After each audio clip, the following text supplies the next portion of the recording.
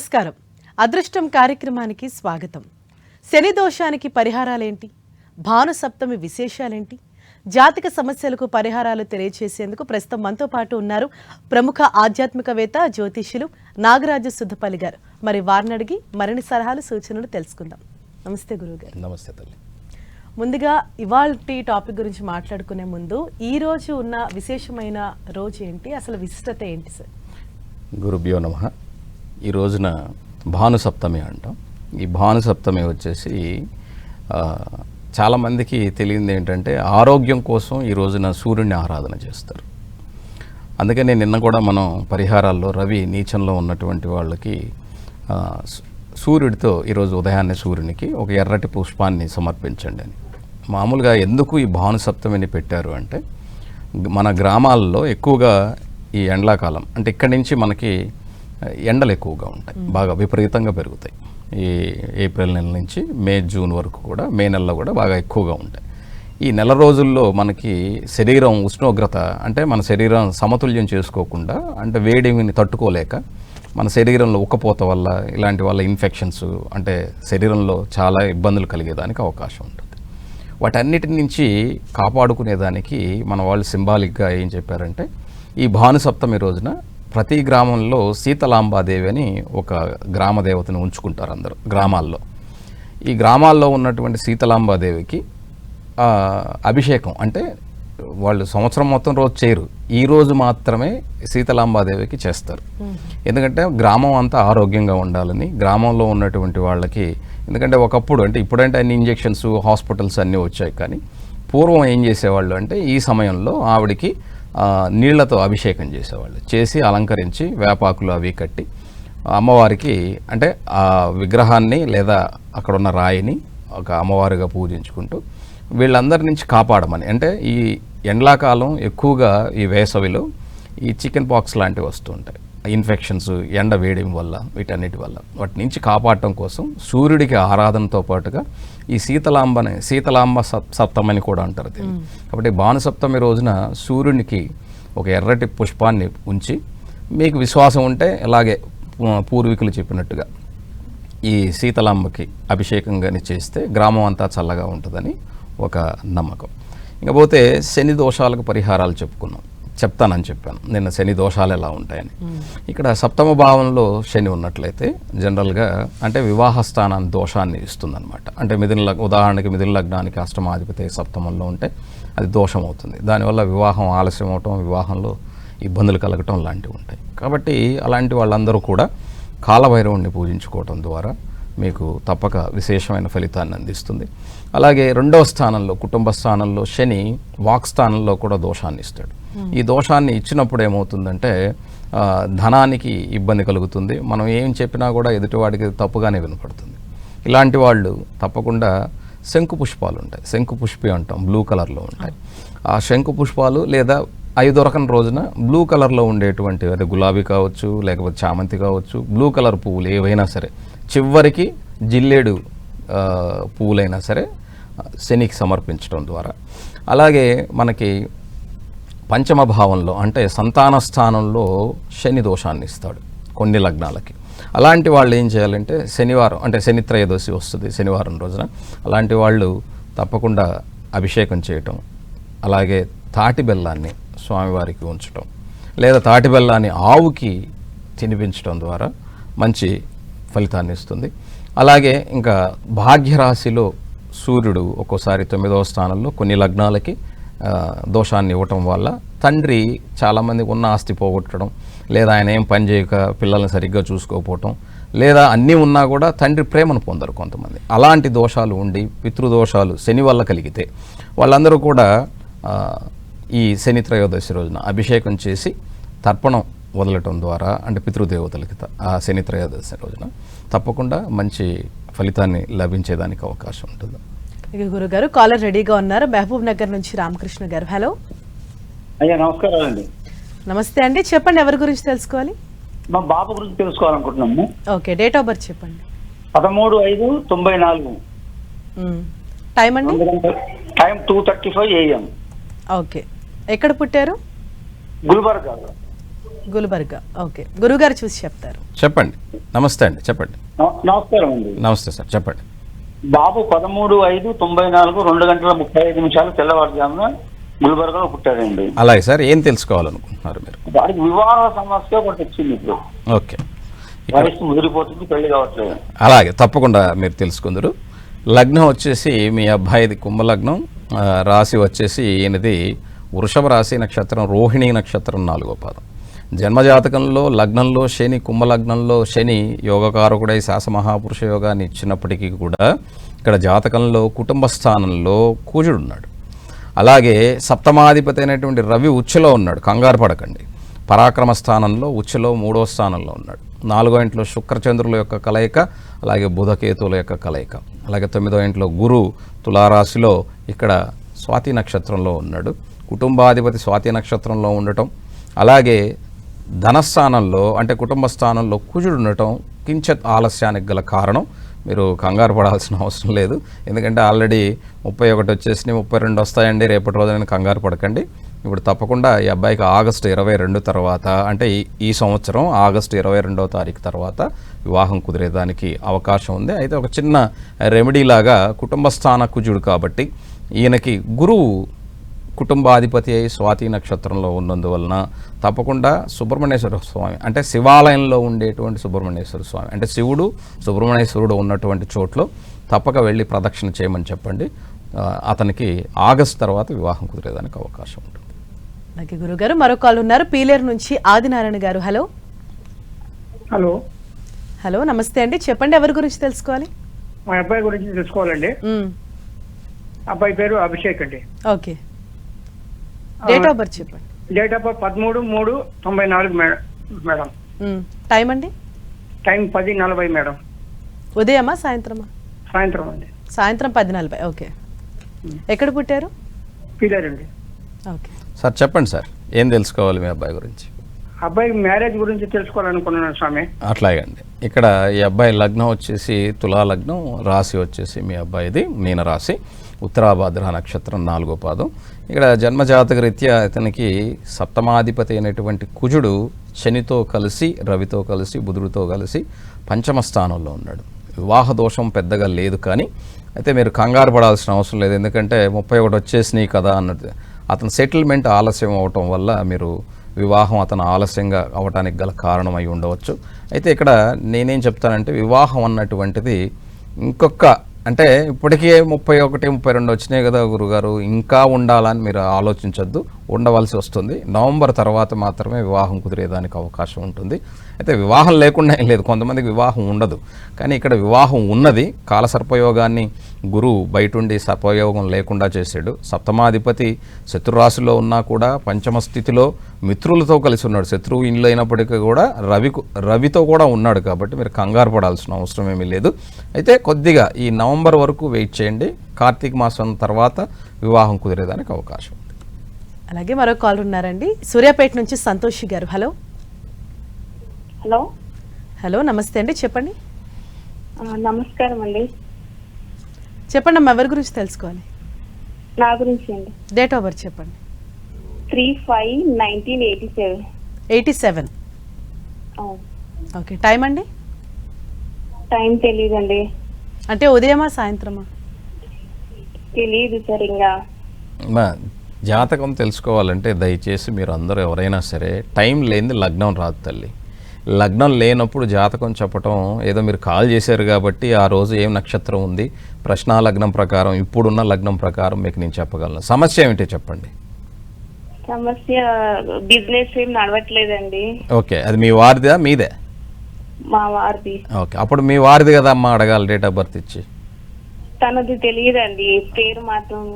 Okay, ఇక్కడ జాతకం ఎవరు తెలుసుకోవాలనుకున్నా దయచేసి ఒకవేళ మీది ఎవరిది లేకపోతే మీ పిల్లలది ఇవ్వండి. అందులో తల్లి స్థానం, తండ్రి స్థానం ఇలాగా ఉంటాయి కాబట్టి వాటి నుంచి తల్లిదండ్రులు ఎలా ఉంటారు, వాళ్ళు చేసే పనుల్లో నష్టమా లాభం అనేది చెప్పేదానికి అవకాశం ఉంటుంది.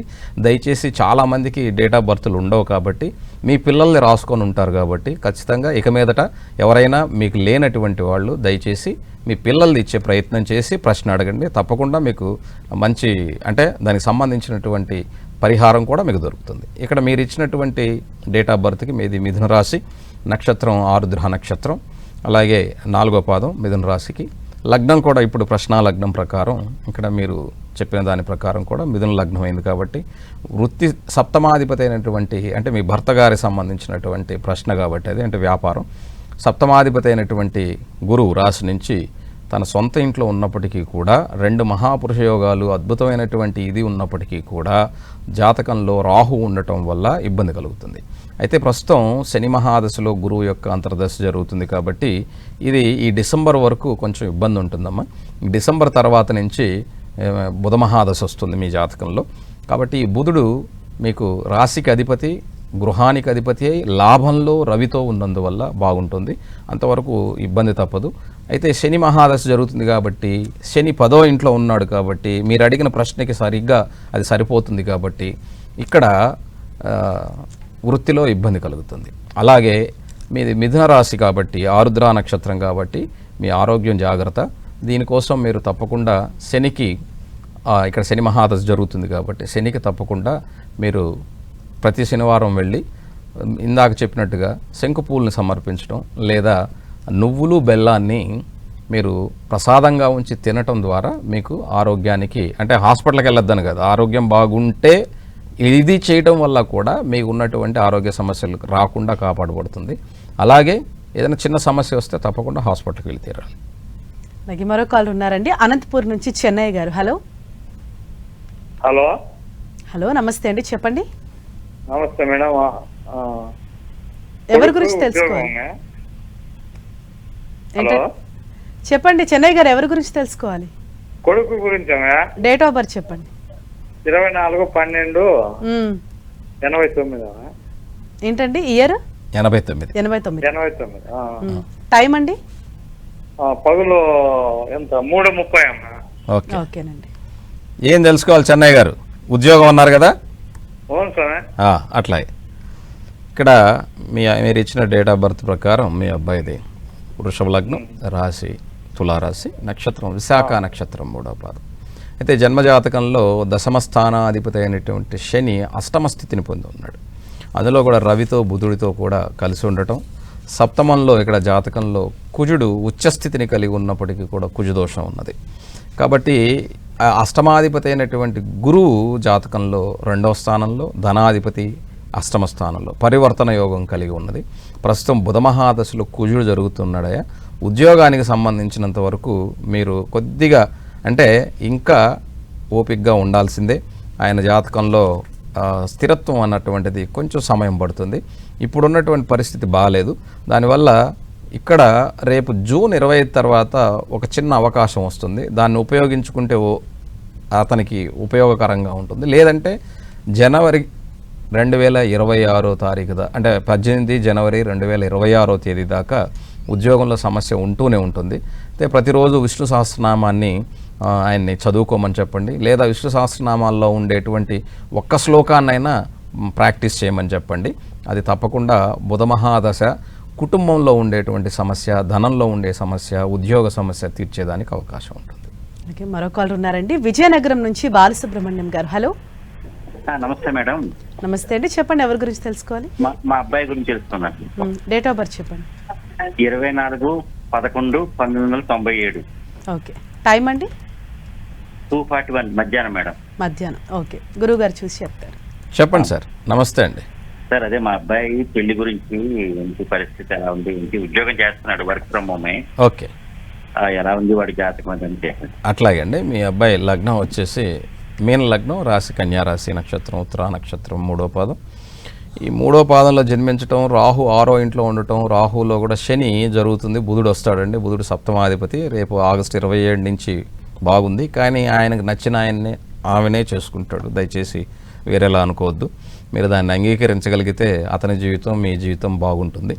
ఎందుకంటే ఇక్కడ జన్మజాతకంలో సప్తమాధిపతి భాగ్యరాశిలో ఉండటం, అలాగే సప్తమంలో చంద్రుడు పంచమాధిపతి ఉండటం, తప్పకుండా ఆయన ఇష్టానికి మాత్రమే ఇక్కడ వివాహం జరిగేదానికి అవకాశం ఉంది. ఈ జన్మజాతకంలో సప్తమ చంద్రుడు కాబట్టి వచ్చేటువంటి ఆవిడ ఉత్తరా నక్షత్రం కాబట్టి అతనిది బాగుంటుంది. 12వ ఇంట్లో కేతు మోక్షకారకుడు, లాభంలో గురు, అలాగే దశమంలో శుక్రుడు అలాగే కుజుడు ఇవన్నీ ఉన్నాయి కాబట్టి జాతకంలో పెద్ద దోషాలు ఏం లేవు. మీ అబ్బాయి యొక్క అభిప్రాయాన్ని మీరు గౌరవించి ముందుకు వెళ్తే రేపు ఆగస్టు 27 తర్వాత నుంచి అతనికి బాగుంటుంది. అలాగే మరో కాల్ ఉన్నారండి, నెల్లూరు నుంచి మాధవి గారు. హలో. హలో, నమస్తే అండి. నమస్తే అండి, చెప్పండి ఎవరి గురించి తెలుసుకోవాలి? పాప పేరుండి విశిష్ట మౌర్య అండి. మ్మ్. పుట్టింది గురువారం రోజు 8/7 నెల మ్మ్. 2010. 2010. అవును మేడం. టైం అండి? రాత్రి 10:12 అండి. 10 గంటల 18 12 నిమిషాలు. ఓకే ఓకే అండి, రోజు చెప్పండి అమ్మా. 10th అయింది సార్. ఓకే, ఇంటర్ ఎలా ఉంటుంది, ఏ గ్రూప్ తీసుకోవాలి, ఫ్యూచర్ ఎలా ఉంటుంది అని. అలాగేమ్మా. ఇక్కడ ఈమె లగ్నం కుంభలగ్నం, రాశి వచ్చేసి ఆమెది వృషభ రాశి, నక్షత్రం రోహిణి నక్షత్రం 1వ పాదం. విద్యాస్థానంలో చంద్రుడు ఉచ్చస్థితిని పొంది ఉన్నాడు రోహిణి నక్షత్రంలో, స్వనక్షత్రంలో. కాబట్టి అయితే 6వ స్థానాధిపతి ఉన్నాడు కాబట్టి మీరు కొంచెం ఆలోచిస్తున్నారేమో, కానీ ఆ అమ్మాయి జాతకరీత్యా తప్పకుండా ఆమె చంద్రుడు ఉచ్చస్థానంలో ఉన్నాడు కాబట్టి విద్యలో ఎటువంటి ఇబ్బంది లేదు. 2వ ఇంట్లో గురువు అలాగే కుటుంబ స్థానంలో చాలా బాగున్నాడు. ఇక్కడ కుజదోషం అన్నది మాత్రం అది వివాహానికి సంబంధించి ఇప్పుడు అవసరం లేదు. మీరు అడిగింది విద్యలో, ఇప్పుడు 10th అయిపోయింది. ఆ పాప ఇంటర్లో ఏం చేస్తే బాగుంటుంది, ఫ్యూచర్లో ఎటువంటి ఉద్యోగం చేసుకుంటే బాగుంటుంది. ఇక్కడ జాతకంలో దశమాధిపతి కుజుడు శుక్రుడితో ఉండటం, అలాగే విద్యాస్థానంలో చంద్రుడు ఉండి దశమ స్థానాన్ని చూస్తున్నాడు కాబట్టి నేను మాత్రం నాకు తెలిసిన నా పరిజ్ఞానం మేరకు ఆ పాప ఇష్టపడితే బైపీసీ చేర్పించండి. ఫ్యూచర్లో ఒక మంచి ఉత్తమమైనటువంటి డాక్టరేట్ను పొందేదానికి అవకాశం ఉంటుంది. అలాగే గురుగారు, మనం ఏదైతే ఈ శని ప్రభావం గురించి మాట్లాడుకుంటున్నామో ఇది ఎవరెవరి పైన ఉంటుంది, ఈ దోషానికి మరి పరిహారం ఏంటండి? ఇక్కడ శని అనేటువంటిదమ్మా జనరల్గా కర్మకారకుడు శని అని చెప్తాం. మనం పని అంటేనే భయపడతాం, ఇంత పని ఇచ్చారని. కానీ ఎప్పుడైనా మనం పనిని ఇష్టపడితే మనకి ఇబ్బంది ఉండదు. అందుకే వర్క్ ఈజ్ వర్షిప్ అంటారు. పనిని దైవంగా భావించేవాడికి అసలు కష్టం ఉండదు. కానీ మనం ఇప్పుడు ఉన్నటువంటి వాళ్ళందరం ఈజీగా వెళ్ళాలి, పని చేయకూడదు, ఆఫీస్కి రావాలి, సరదాగా కూర్చోవాలి, మాట్లాడాలి, డబ్బులు ఎత్తుకెళ్ళాలి. ఎలా కుదురుతుంది? అలాంటి వాళ్ళందరికీ సమస్య ఏర్పడుతుంది. శని అంటే కష్టం ఇచ్చేవాడు కాదు. మీరు దయచేసి ఇష్టపడండి, పనిని ఇష్టపడితే అది అద్భుతంగా ఫలితాన్ని ఇస్తుంది. అదే అడ్వర్టైజ్మెంట్లో మీకు చెప్పినట్టుగా మ్యూచువల్ ఫండ్లో ఓపికగా ఉండండి అన్నట్టుగా మనం పనిచేసేటప్పుడుగా ఓపికతో మనం చేస్తే ఖచ్చితంగా దాని సత్ఫలితాన్ని తీసుకోవాల్సి వస్తుంది. శనికి ఎప్పుడు కూడా ధర్మంగా నడుచుకోవటం ఇష్టం. ఎందుకంటే యమధర్మరాజు గారి అన్నగారు ఆయన కర్మను చేయించి ఖచ్చితమైన ఫలితాన్ని ఇచ్చేవాడు శని. కాబట్టి ఆయన్ని ఇష్టపడటం మంచిది. అభిషేకం చేసేటప్పుడు కూడా చాలామంది ముట్టుకోకు ఆయన వచ్చేస్తాడు, ఎక్కడొస్తాడు, ఆల్రెడీ నీతోనే ఉన్నాడు. ఎందుకంటే మన శరీరంలో మనం కష్టపడే తత్వం ఏదైతే ఉంటుందో మన ఓపిక అంటామే, అదే శని అంటే. ఆ శని నీకు ఆల్రెడీ ఉంది, నీకు ఎక్కడ పోతుందో అది ఎక్కడికి పోదు. కాకపోతే మన సైకలాజికల్గా మనం దాని నుంచి బయటపడతామన్నటువంటి ఒక మానసిక స్థితి ఏదైతే ఉందో అది మనకు హెల్ప్ చేస్తుంది. ఎందుకంటే నాకు ఎవరు లేరు అనుకునేదానికి, నాతో ఒకళ్ళు ఉన్నారు అనుకునేదానికి చాలా తేడా ఉంటుంది. ఒంటరిగా ప్రయాణం చేసేటప్పుడు చీకట్లో మనం ఏమీ లేరు అనుకున్నప్పుడు భయం వేస్తుంది.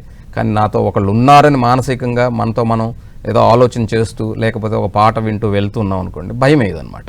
అట్లా మానసికంగా నిన్ను కష్టంలో నుంచి బయటికి తీసుకురావడానికి ఉపయోగపడుతుంది.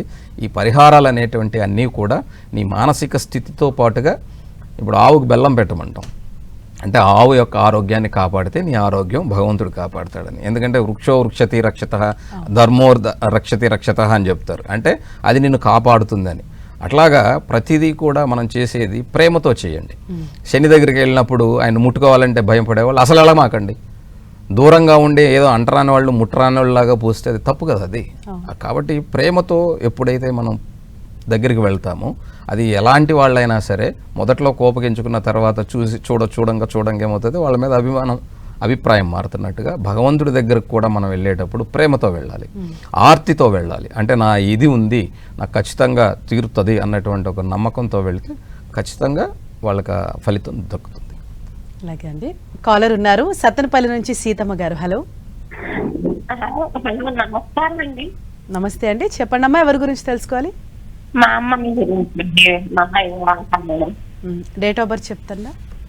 25/12/1995. టైం అండి? ఉదయం 6:55. ఓకే. ఏం తెలుసుకోవాలి తల్లి మీ పాప గురించి? నమస్కారం అండి గురువు గారు. నమస్తే తల్లి, చెప్పండి. మా అమ్మాయి వివాహం జరుగుతుంది. అలాగేమ్మా, ఈమె ధనుర్లగ్నం, రాశి వచ్చేసి ఇది మకర రాశి, నక్షత్రం శ్రవణ నక్షత్రం 4వ పాదం, సంపూర్ణమైనటువంటి కాలసర్పయోగం ఉన్నటువంటి జాతకం. లగ్నంలో గురువు, రవి, బుధ, అలాగే కుజులు, 2వ ఇంట్లో శుక్రచంద్రులు, 3వ ఇంట్లో శని, 4లో కేతు, అలాగే 10వ ఇంట్లో రాహు కన్యా రాశిలో ఉన్నటువంటి జాతకం. సప్తమాధిపతి లగ్నంలోనే ఉన్నాడు. ప్రస్తుతం గురు మహాదశలో శని జరుగుతుంది. వివాహానికి సమయమే, మీరు కంగారు పడాల్సిన అవసరం ఏం లేదు. ఇప్పుడు మీరు ప్రయత్నం చేయండి. రేపు మే 27 తర్వాత నుంచి ఆమెకి వివాహ యోగం ఉంది. మీరు కంగారు పడాల్సిందేం లేదు. కాకపోతే ఈ రాహుకేతువుల యొక్క ఏదైతే దోషం ఉన్నదో ఇది పరిహారం చేసామని అనమాకండి. ఇది ఎప్పుడూ చేసుకోవాల్సిందే. ప్రతి శుక్రవారం దుర్గా ఇంట్లో, మీ ఇంట్లో అమ్మవారి ఫోటో ఉంటే, అది ఎవరైనా అదే అమ్మవారు ఫోటో ఉంటే ప్రదోషకాల సమయంలో నిమ్మకాయ దీపం పెట్టించే ప్రయత్నం చేయమనండి. ఆమె జీవితకాలం ప్రతి శుక్రవారం ఇలా చేసుకుంటే తన జీవితంలో తనకి కలిగేటువంటి అడ్డంకుల నుంచి బయటపడేందుకు మార్గం దొరుకుతుందమ్మా. గురుగారు, ఇవాళ భాను సప్తమి విశేషమైన రోజు గురించి వివరించారు. అలాగే ఈ వారం, అంటే ఈ గడిచిన వారంలో ఏ ఏ రోజులు విశేషమైన రోజులు ఉన్నాయి, ఏ విధంగా ఉండేది ఈ వారం? ఈ వారం అంతా కూడా మనకి ఇప్పుడు భాను సప్తమి ఉంది. రేపు దీన్ని శీతలాంబ సప్తమి అని చెప్పాను. అలాగే శీతలాష్టమి అని అంటారు రేపు, అలాగే కాలాష్టమి అంటారు. ఈరోజు రాత్రి 7 తర్వాత అష్టమి మొదలవుతుంది. ఈవినింగ్ సమయంలో, అంటే కాలాష్టమి అంటాం కదా, కాలభైరవుడిని పూజించుకోవడం ద్వారా, అంటే ఇవాళ రాత్రి 7 గంటల నుంచి రేపు అష్టమి అయిపోయేంత వరకు కూడా ఈ అష్టమిలో చేసేటువంటి పూజ ఏదైతే ఉంటుందో కష్టం తొలుగుతుంది అని చెప్తారు. కాబట్టి ఈ వారాంతరంలో ఉండేటువంటివి, అంటే మళ్ళీ వచ్చే వారం అమావాస్య ఉంది, అది ఆ రోజు చెప్పుకుందాం, ఆదివారం రోజున. అయితే ఈ వారంలో ఉన్న విశేషమైన రోజు ఏంటంటే రేపు అష్టమి ఉంది. దీని కాలాష్టమి, అంటే కృష్ణపక్ష అష్టమిని కాలాష్టమి అంటాం. ఈరోజు సాయంత్రం సమయంలో, అంటే 7 తర్వాత వచ్చేటువంటి ఈ సమయంలో, ఈ కాలాష్టమిలో చాలామంది ఇప్పుడు నేను చెప్తాను కాలభైరవుడికి పూజ చేసుకోమని చెప్తాను. కాలభైరవుడు అంటే చాలామంది వేరేలా అనుకుంటారు. కాలభైరవుడు అంటే అర్థం ఏమిటంటే టైం. మనకి టైం మేనేజ్మెంట్ తెలియదు చాలామందికి, దానివల్ల చాలా కష్టాలు పడతాం. ఇప్పుడు మీరు ఉజ్జయిని వెళ్తే ఉజ్జయినిలో ఉండేటువంటి దేవుడి పేరు మహాకాళేశ్వర్ అంటాం. అంటే అక్కడ అర్థం ఏంటంటే కాలాన్ని నిర్ణయించబడుతుంది అని అర్థం. అక్కడ మీరు దాని గురించి చదివితే మీకు మీ అందరికీ తెలుస్తుంది. కాళేశ్వర్ అంటే కాలము, అంటే శివుడిని కాలంతో పోలుస్తాం. విష్ణువుని విశ్వంలో వ్యాపించి ఉన్న శక్తితో పోలుస్తాం. విష్ణు అంటే అర్థం అదే అనమాట. విష్ణు సహస్రనామం చెప్పేదంటే వ్యాపించి ఉన్నటువంటి ఒక ఎనర్జీ, అంటే మొత్తం యూనివర్స్ మొత్తం ఉండేటువంటి, అంటే ప్రతి అణువులోనూ ఉండేటువంటి ఎనర్జీని విష్ణు అంటాం. అందుకనే పోతనామాచులు వారు భాగవతంలో మనందరికీ గజేంద్ర మోక్షంలో చెప్పినట్టుగా దేవుడు ఎలా ఉంటాడు ఆయన చాలా బాగా చెప్తాడు అనమాట. అలాగే భాగవతంలోనే నరసింహావతారంలో ప్రహ్లాదుడు చెప్తాడు, అందుగలడు ఇందు లేడని చెప్పేసి. ఆ శ్లోకం అర్థం ఏమిటంటే ప్రతి అణువులోనూ అంటే శక్తి ఉంది, ఎనర్జీ ఉంది, దాన్ని భగవంతుడు అంటారు. దానికి ఒక రూపం లేదు. మనం ఎలా మనసుతో చూస్తే అది అలా మనకి రిఫ్లెక్ట్ అవుతుంది. కాబట్టి యద్భావం తద్భవతి అని చెప్పేది కూడా అదే అనమాట. ఇలా మనకి చాలా అద్భుతమైన విషయాలు చెప్పారు. కాబట్టి కాలాన్ని మేనేజ్మెంట్ చేయలేక ఈ యొక్క శని ప్రభావం ఉండేటువంటి వాళ్ళు, మీ అందరికీ కూడా కాలభైరవుడు అని చెప్తున్నాను. కాబట్టి కాలభైరవుడిని ఈ అష్టమి రోజున, కృష్ణపక్ష అష్టమి రోజున మనం అభిషేకం చేసుకోవటం కానీ, లేదా ఆ ఆలయానికి వెళ్ళి మనం మెడిటేషన్ చేయటం కానీ, లేకపోతే ఒక దీపాన్ని ఉంచటం కానీ, అక్కడ కాలభైరవుడికి మనం ఆయన శ్లోకాన్ని, స్తోత్రాన్ని ఏదో ఒకటి మనకు వచ్చింది, ఏమి రాకపోయినా కూడా ఆయన చూస్తూ అలాగ ప్రశాంతంగా ఉండగలిగితే నీకున్నటువంటి ఇబ్బంది నుంచి బయటపడేందుకు నీ మనసు రెడీ అవుతుంది. అప్పుడు అది మీకు యోగకరంగా ఉంటుంది. కాబట్టి కాలాష్టమి రోజున తప్పకుండా ఎవరికైతే శని ఇబ్బంది పెట్టేవాళ్ళు, శని రాహుల కలయిక ఈ జాతకంలో ఎవరికైనా ఉంటే చాలా ఇబ్బంది కలుగుతుంది. అది ఉన్న స్థానాన్ని బట్టి ఉంటుంది. అది పర్సనల్గా చెప్పాల్సిందే తప్ప మనం ఇలా చెప్పేదనుకుండదు. ఆ కాలాష్టమి రోజు, రేపటి రోజున అందరూ, అంటే ఇలా శని రాహులు కలయిక ఉన్నటువంటి వాళ్ళు, లేదా శని దోషం, ఇప్పుడు మీనరాశిలో శని రాహులు కలయిక ఉంది కాబట్టి అది ఈ మీనరాశి వాళ్ళు ఆరోగ్యరీత్యా బాగలేకుండా ఇబ్బంది పడేవాళ్ళు హాస్పిటల్కి వెళ్ళండి, డాక్టర్ దగ్గర చూపించుకోండి, అన్నీ ఓకే. కానీ మీ మానసిక స్థితి నుంచి బయటపడేదానికి మీకు ఒక ధైర్యం కోసం మీరు ఒక పరిహారంలాగా ఉండాలి అంటే ఈరోజు సాయంత్రం నుంచి రేపు వరకు కూడా కాలాష్టమి. అయితే నైట్ అష్టమి ఉన్నప్పుడు చేస్తే బాగుంటుంది. కాబట్టి ఈరోజు నైటు మీరు అష్టమి కాబట్టి తప్పకుండా కాలభైరవుడికి దీపాన్ని ఉంచి మీరు భగవంతుని ప్రార్థన చేయగలిగితే ఈ అష్టమి రోజున తప్పక మీకున్నటువంటి శారీరక మానసిక రుగ్మతల నుంచి బయటపడేదానికి అవకాశం ఉంటుంది. మీరు చాలా చక్కగా వివరించారు. థ్యాంక్ యూ గురువు గారు. నమస్తే తల్లి. ఇది ఇవాల్టి అదృష్టం కార్యక్రమం. చూస్తూనే ఉండండి 10 టీవీ. నమస్తే.